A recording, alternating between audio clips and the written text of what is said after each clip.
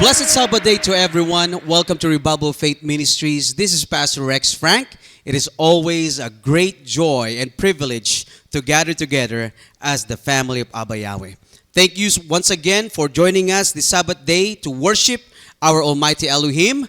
Your decision to be here today reflects your love and your devotion to Almighty Father Yahweh. So today, let us set aside every distraction and every worry and every burden, and let us give all our full attention to what Abba Yahweh wants to teach us. Friends, I encourage everyone to focus and give all your attention to worshiping Him and receiving His powerful message today. Can everyone say hallelujah? So to start our message today, my friends, let us read our opening Bible passage in Acts chapter 1. We are going to read verses 6 to 8. And it says, "So when they had come together, they asked him, 'Master, are you restoring the kingdom to Israel at this time?' He said to them, 'It is not for you to know times or periods that the Father has set by His own authority. But you will receive power when the Holy Spirit has come on you. And you will be my witnesses in Jerusalem, in all Judea and Samaria, and to the ends of the earth.'" Can everyone say hallelujah? Hallelujah. Friends, let us humble ourselves and prepare before our Almighty Father Yahweh as we receive His word today. Let us pray. Heavenly Father Yahweh, we come before you with thankful hearts for the gift of life, the blessing of your Sabbath day, and the privilege of gathering in your presence. Father, please open our hearts and our minds today. Remove any distractions and help us focus completely on you. Father, may your Spirit guide every word that is spoken and every truth that is received today. Help us not only to hear your word, but to live it every single day. Once again, Father, we thank you for all your amazing blessings. And we ask all these things in the name of your Son, our Savior, Yahshua Messiah. Hallelujah, hallelujah. Friends, the title of message today is entitled, "Are You Chasing Signs Instead of Obeying Yahweh?" Are you chasing signs instead of obeying Yahweh? Friends, we are not asking if signs are important. We are asking a greater question. Are the signs and prophecies leading us closer to Abba Yahweh or distracting us from obeying Him? Mga kapatid, mga kaibigan, the Bible contains many prophecies and signs. And Abba Yahweh gave them to us to prepare us to strengthen our faith and to be a reminder for all of us that His word is always true.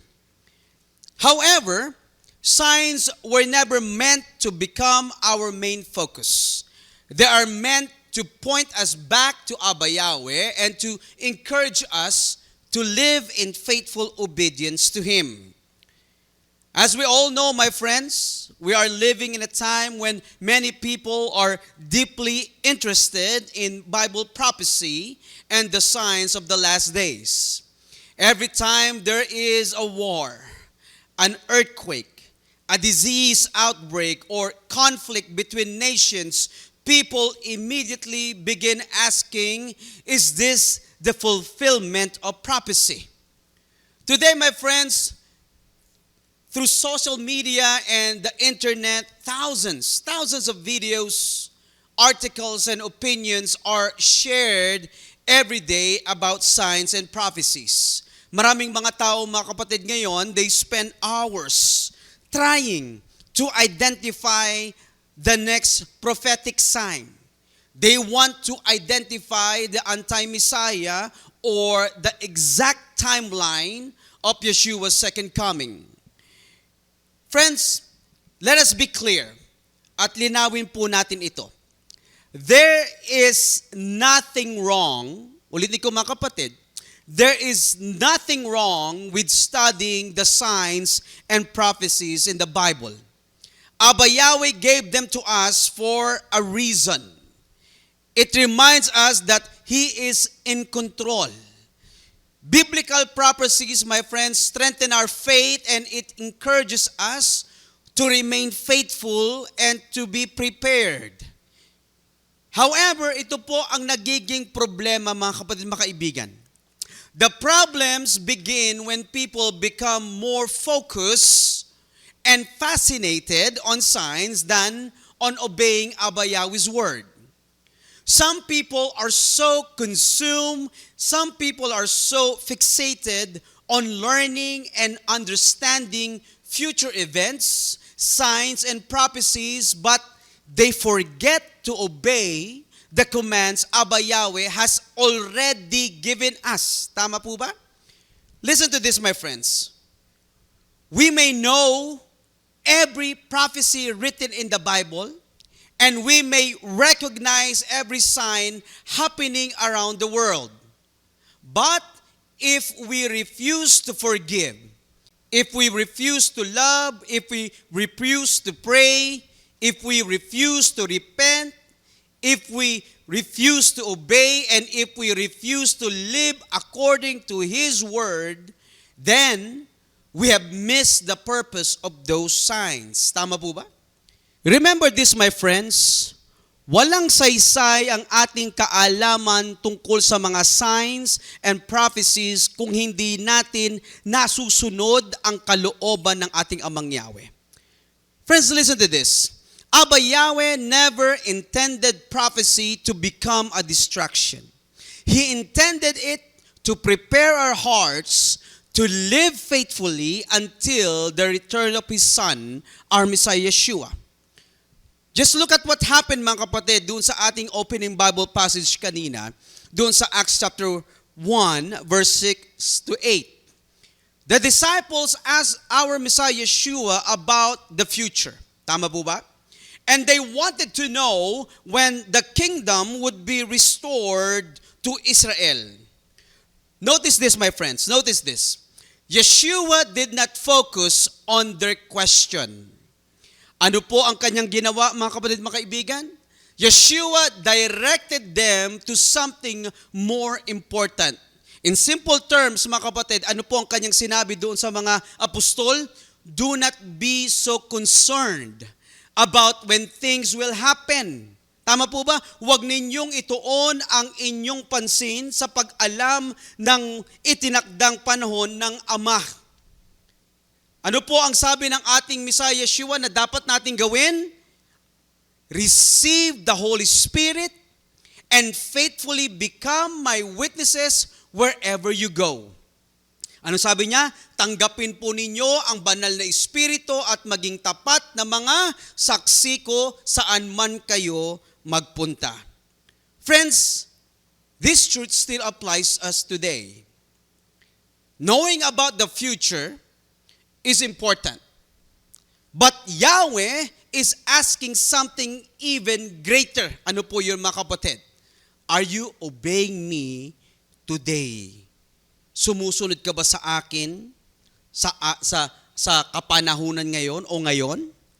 Alam po ninyo, mga kapatid, mga kaibigan, throughout Yeshua's ministry, Yeshua consistently thought that obedience is more important than curiosity. Mababasa po natin yan sa Luke chapter 11, verse 28. Basahin po natin yan. Ang sabi, but Yeshua said, the people who hear the teaching of Yahweh and obey it, they are the ones who have Yahweh's blessing.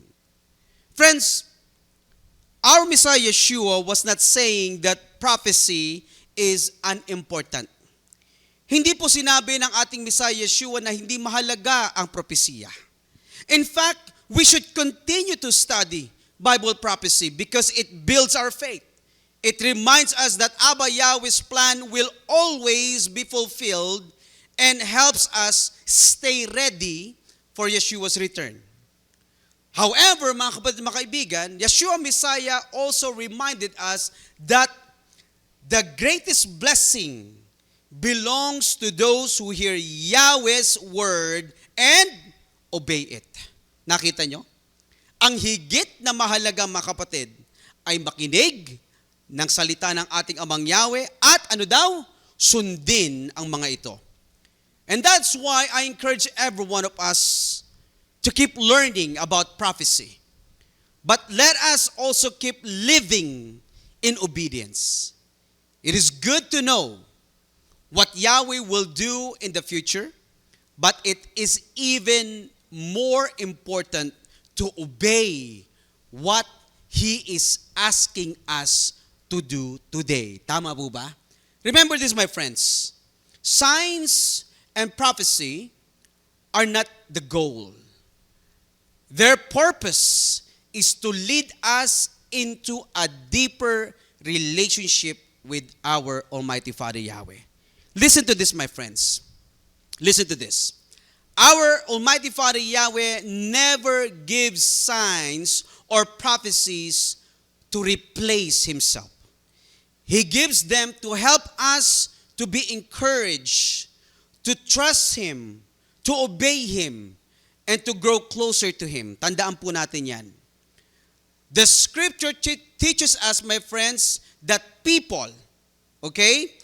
The scripture teaches us that people can easily be distracted. Madaling mawala. Yan po ang mababasa natin. Madaling mawala ang kanilang focus sa ating Amang Yahweh. People become more interested in signs and prophecies kaysa po sa pagsunod sa ating Amang Yahweh. Friends, before we look at our Old Testament illustration today, I want us to read one very important warning from Abba Yahweh Himself. Basahin po natin ito, mga kapatid. Let us turn to Deuteronomy chapter 13, verses 1 to 4. At ganito po ang pagkakasabi. Ito po ang nakasulat.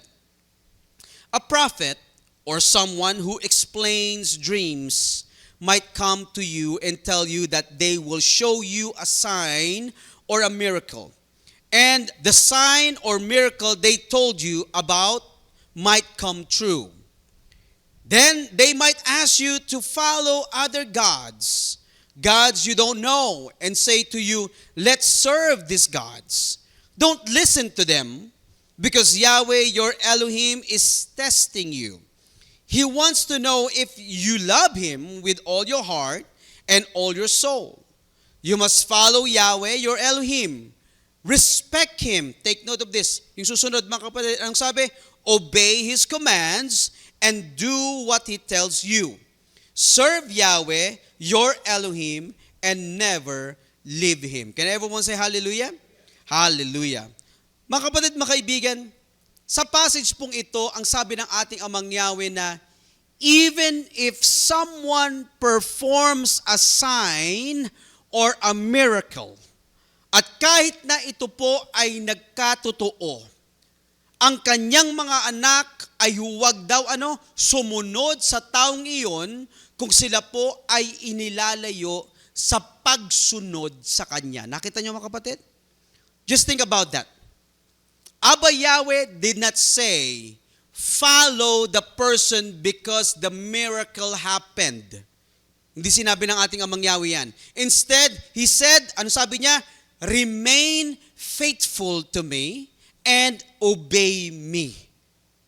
Ano po ang lesson dito, mga kapatid, na itinuturo ng ating Amang Yahweh para po sa ating lahat ngayon? Obedience. Look at this, my friends. Obedience to Yahweh is more important than signs and miracles. Obedience to Yahweh is more important than signs and miracles. So, let us look at a powerful example, mga kapatid, from the Old Testament na magpapakita sa atin na madaling mawala ang focus ng mga tao sa ating Amang Yahweh kapag fixated po sila sa mga signs. Itinuturo sa atin ng story na ito na ang mga signs ay dapat maglapit sa atin kay Amang Yahweh at hindi maging kapalit niya sa ating pong buhay.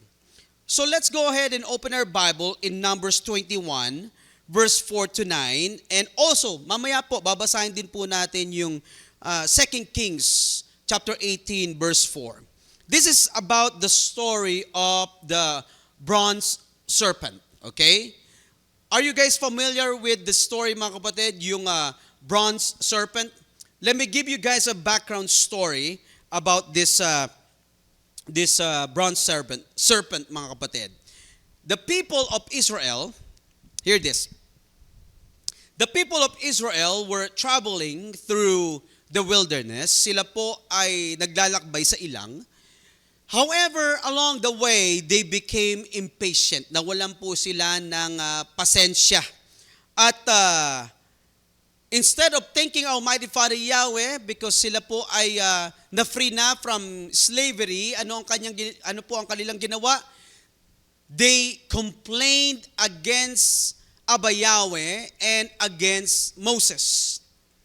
Because of their rebellion, my friends, Abba Yahweh allowed venomous serpents to come among them.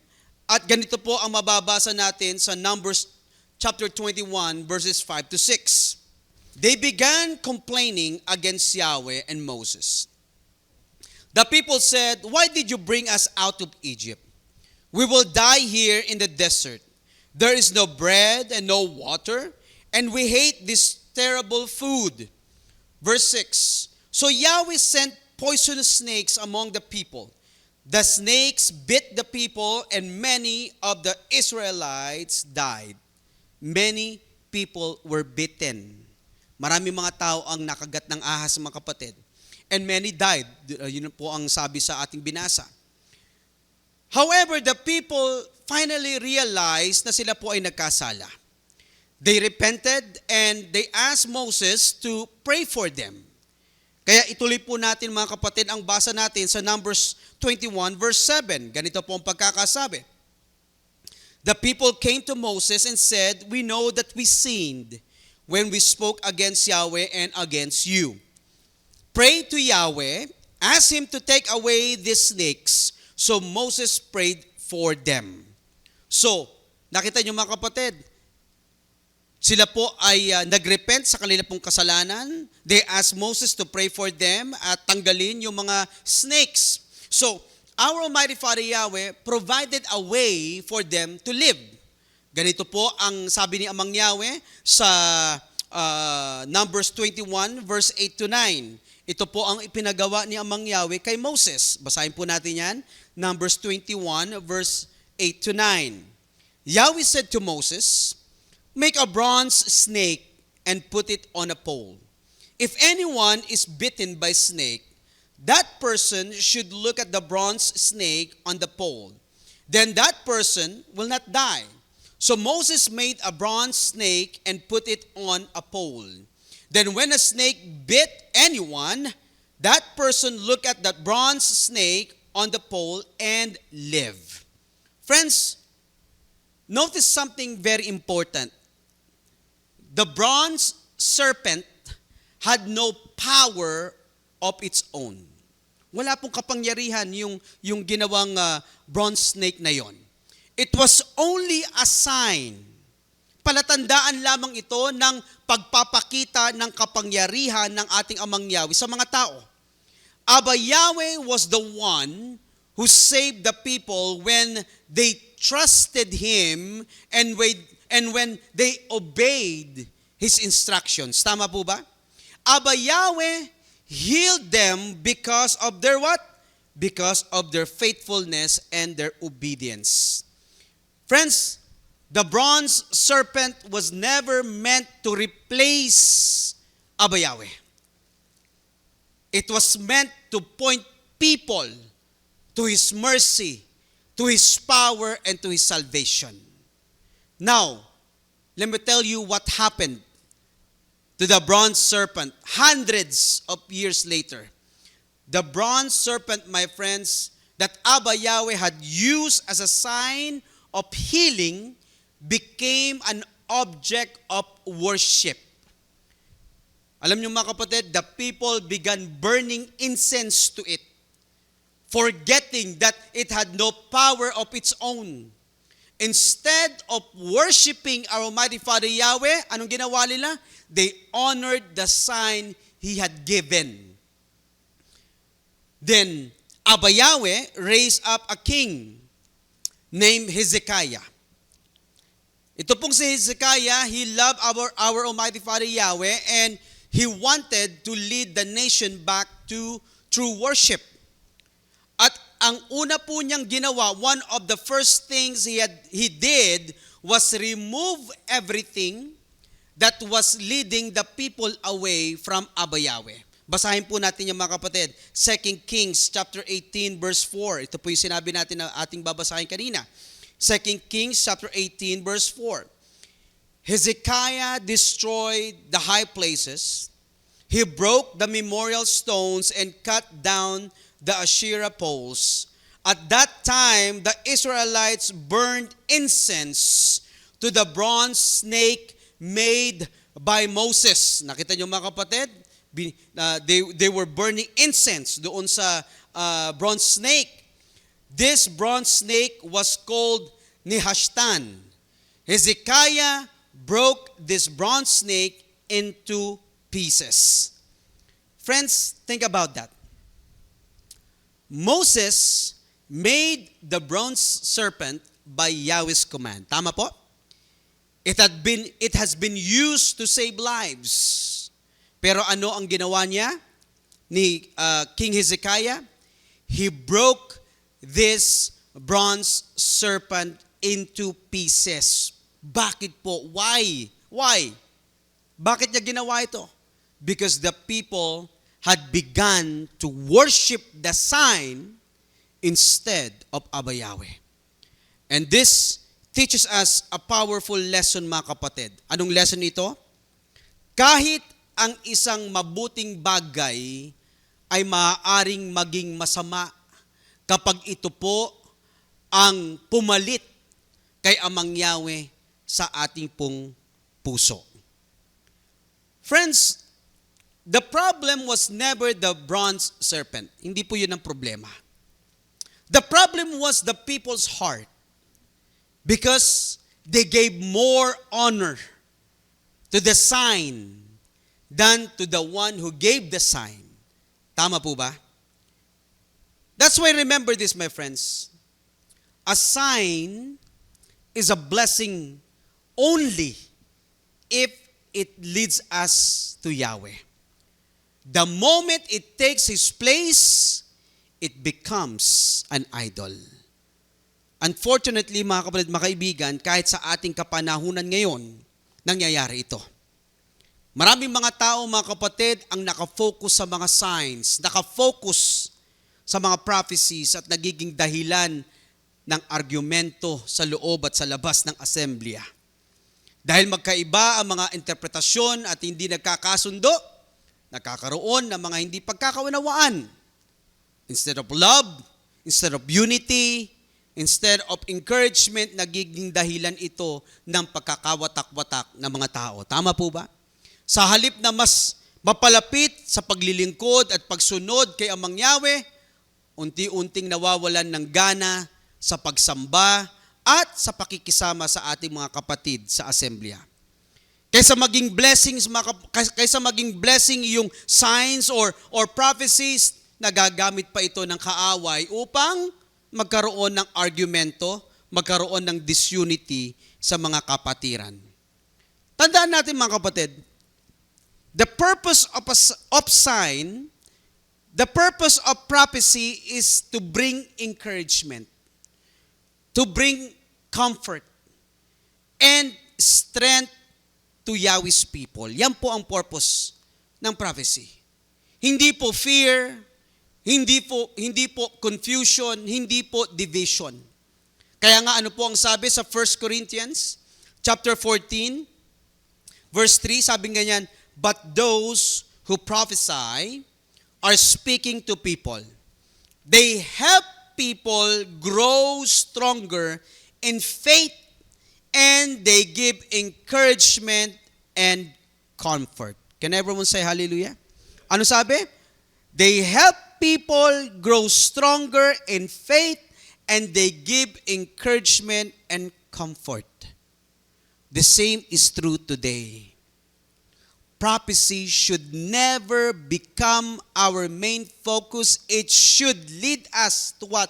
To trust Abba Yahweh more. to love Yahweh more and to obey Yahweh more. Tama po ba? Hindi division, hindi disunity. Friends, the purpose of the signs is to lead us, kanino? Sa ating Amang Yahweh. If they cause us to argue more than we love, debate more than we obey, or chase signs more than we seek Abba Yahweh, then we have forgotten what truly matters. Alam niyo mga kapatid, maraming mga believers spend hours studying prophecy charts. Diba? They spend hours studying prophecy charts, timelines. They study world events, videos about the last days. Those things can be helpful. Alam niyo mga kapatid, those things can be helpful. But we must never allow them to replace our daily walk with our Almighty Father Yahweh. Tama po ba? Remember this. Remember this, my friends. Tandaan po natin. It is possible to know many prophecies and recognize the signs of the times, yet still fail to obey Yahweh. Some people know a lot about the future, but they neglect what Yahweh is asking them to do today. Tama po ba? Remember this, my friends. Knowledge is a blessing. Knowledge is a blessing. But knowledge alone cannot change our lives. Our lives are changed when we obey Yahweh's word. And that is what pleases Him. Can everyone say hallelujah?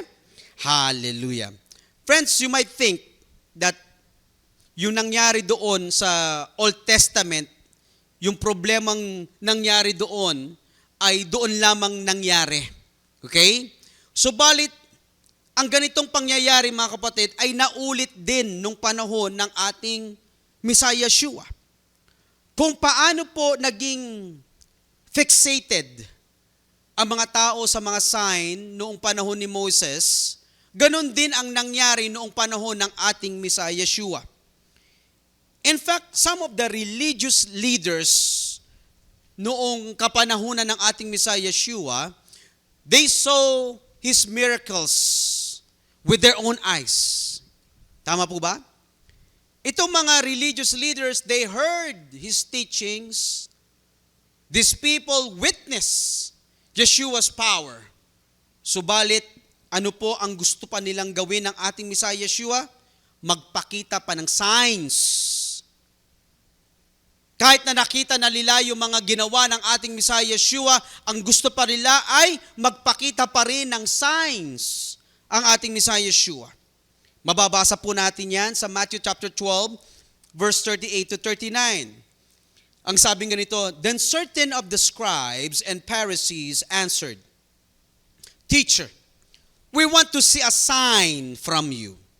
But he answered, An evil and adulterous generation seeks after a sign, but no sign will be given to it but the sign of Jonah the prophet.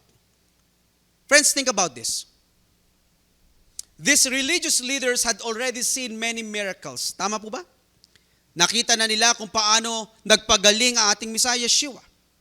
Nakita na nila ang bulag ay nakakita. Nakita na rin nila kung paano pinalayas ni Yeshua Messiah yung evil spirit sa mga tao. But even after seeing all these miracles, they still ask for another sign. Why? Why? Bakit po? Because their problem was not lack of signs. Their problem was a lack of faith and obedience. Yan po ang problema. Remember this, my friends.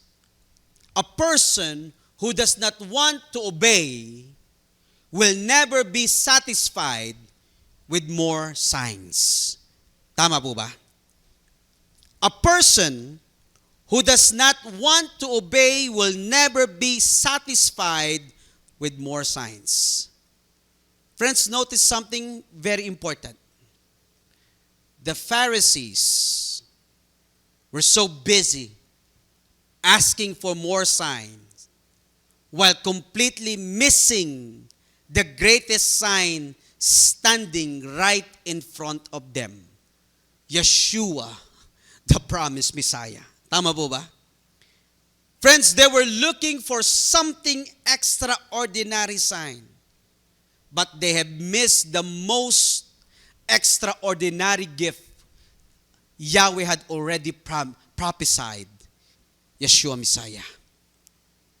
So let me ask everyone right now. Posible po ba na mangyari ito sa atin ngayon?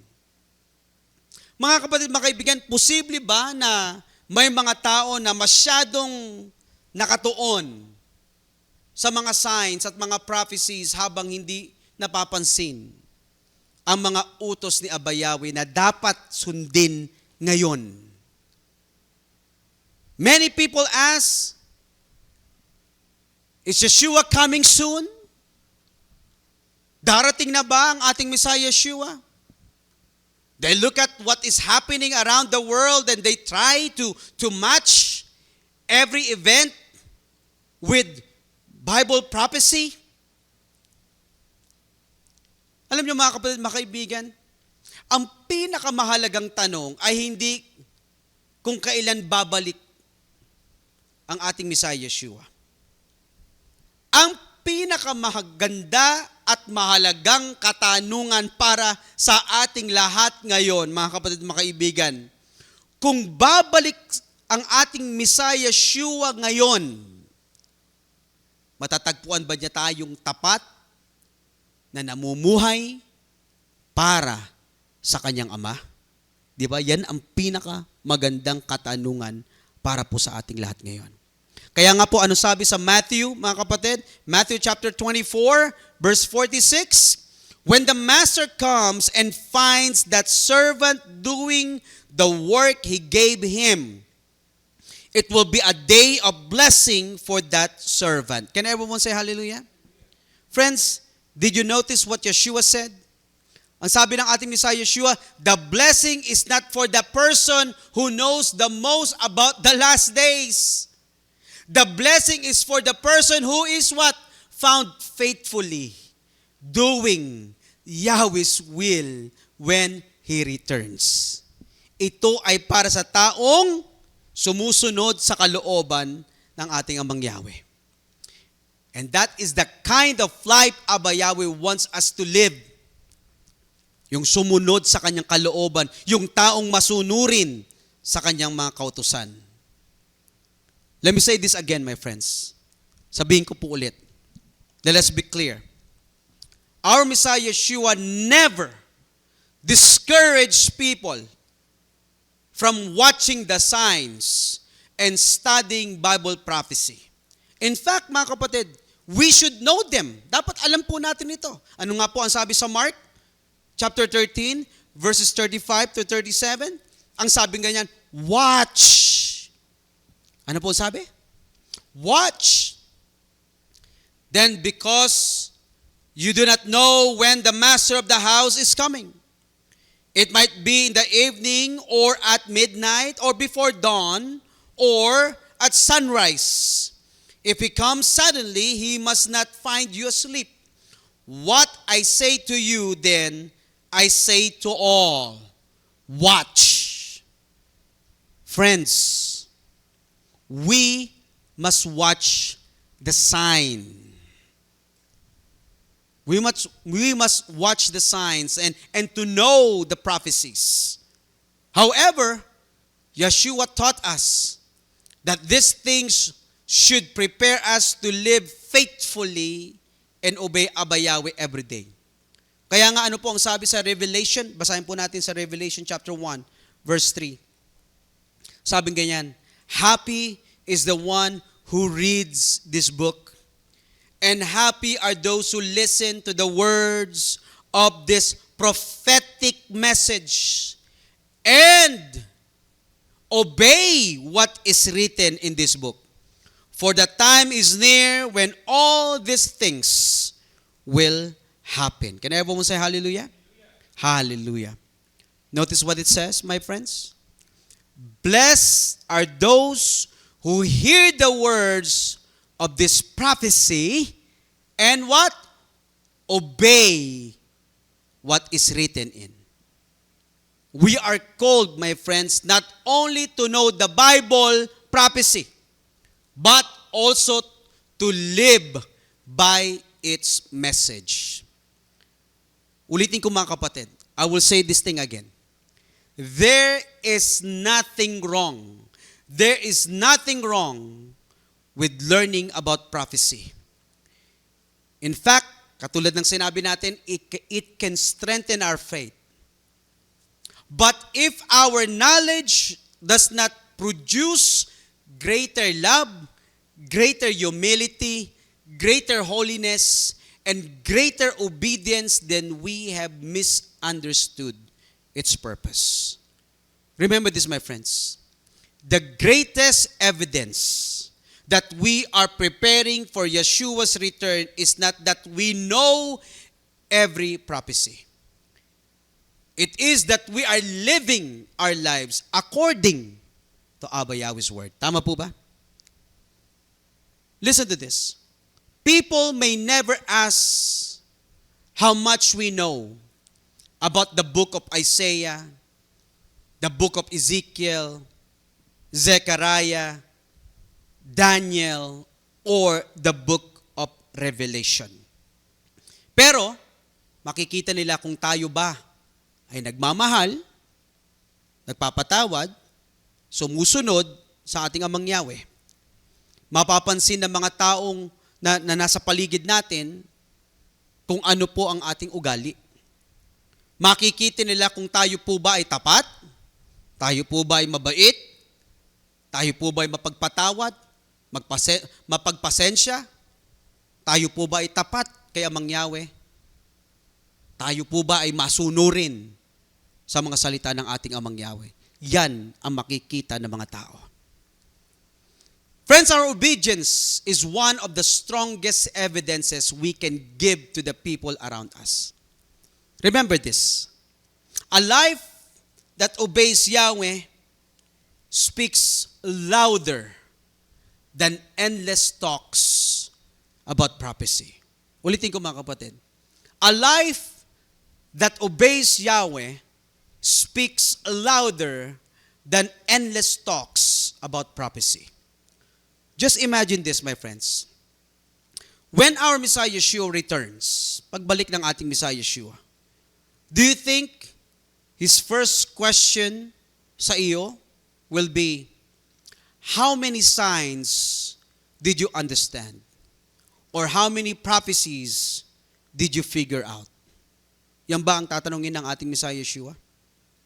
Friends, the Bible gives us the answer. Because on the day of judgment, Yeshua will not be looking for people who only knew Abba Yahweh's word. He will be looking for people who lived it. Kaya nga po, ano sabi sa Matthew chapter 7, verse 21? Some people say to me, Master, Master, but not all of them will come into the kingdom of heaven. Only the people who obey Yahweh, my Father in heaven, will come in. They do what He wants them to do. Can everyone say hallelujah? Hallelujah. Did you notice, my friends, what Yeshua said? He did not say, only those who know the most will enter the kingdom. Ang sabi ng ating Messiah Yeshua, only those who obey the Father. That is what pleases Abba Yahweh. Yung sumusunod sa kanyang mga salita. So this is what I encourage everyone today, my friends. Let us continue to study the Bible prophecy. Let us continue to watch the signs of the times. But above all, let us make sure we are living in faithful obedience to Abba Yahweh every single day. Friends, don't let your knowledge of sign and prophecy become greater than your obedience to Abba Yahweh. Know the signs and believe the message. But above all, live a life that pleases Abba Yahweh. Kaya kung babalakan po natin mga kapatid yung ating opening Bible passage mga kapatid doon sa Acts chapter 1 verse 6 to 8, pansinin po nyo ito mga kapatid. The disciples wanted to know more about the signs and prophecies of the future. But Yeshua reminded them that their first priority, ang priority po nila dapat was to obey Yahweh and faithfully be His witnesses. Tama po ba? We are called to do the same today, mga kapatid. While we wait for Yeshua's return, let us continue sharing the good news, serving others, growing in holiness, and honoring Abba Yahweh in everything we do. And as we close, my friends, remember this. The problem was never the signs. The problem was never the Bible prophecy. The problem has always been the condition of the human heart. The bronze serpent was given by Abba Yahweh to point His people to His mercy. But over time, the people forgot Yahweh and they began honoring the symbol, the sign, instead of the one who saved them. The Pharisees witnessed miracle after miracle, yet they still demanded another sign. They were looking for more evidence while rejecting the Messiah standing right in front of them. Friends, there is nothing wrong with studying prophecy. The danger is when we know prophecy but fail to obey Abba Yahweh. Alam niyo mga kapatid, Abba Yahweh has already told us what to do. To love Him with all our hearts, to obey His commands, to love our neighbor, to forgive those who have hurt us, to live a holy life, tama po ba? To remain faithful, and to share the good news. Yan ang pinagagawa ng ating Amang Yahweh. Abba Yahweh has already given us everything we need to live faithfully while we wait. Ang kailangan natin mga kapatid ay matutong sumunod sa mga sinasabi niya. His word calls us to trust Him, to follow Him, and to remain faithful until the end. Tandaan po natin ito mga kapatid, mga kaibigan, ang mga signs at ang mga biblical prophecy ay hindi dapat magdulot ng takot, ng confusion, ng arguments, ng disunity o kaguluhan sa ating pong buhay. Dapat itong mga signs at itong mga prophecies na ito mga kapatid, dapat nagpapalakas ito ng ating pananampalataya. At ipinapaalala nito na tayo maging laging tapat sa ating Amang Yahweh at sa Kanyang pangako na darating muli ang Kanyang anak. Ang mga signs, mga kapatid, at ang mga prophecies ay maging paalala po para po sa ating lahat na ang oras natin dito sa mundong ito ay mahalaga. Our time is precious. Ang bawat araw at ang bawat oras ay pagkakataon nating lumapit at sumunod sa ating Amang Yahweh. At ang bawat araw at ang bawat oras ay pagkakataon natin na makapaghanda sa muling pagdating ng Kanyang anak, ang ating Messiah, Yeshua. Can everyone say hallelujah? Hallelujah. As our closing passage, my friends, let us go ahead and read Ecclesiastes chapter 12, verses 13 to 14. Ganito po ang pagkakasabi. Now, what should we learn from everything that is written in this book? The most important thing a person can do is to respect Yahweh and obey His commands, because He knows about everything people do, even the secret things. He knows about all the good and all the bad, and He will judge people for everything they do. Friends, today's message It's not telling us to ignore the signs. Our Messiah Yeshua himself taught us to be watchful and to be alert.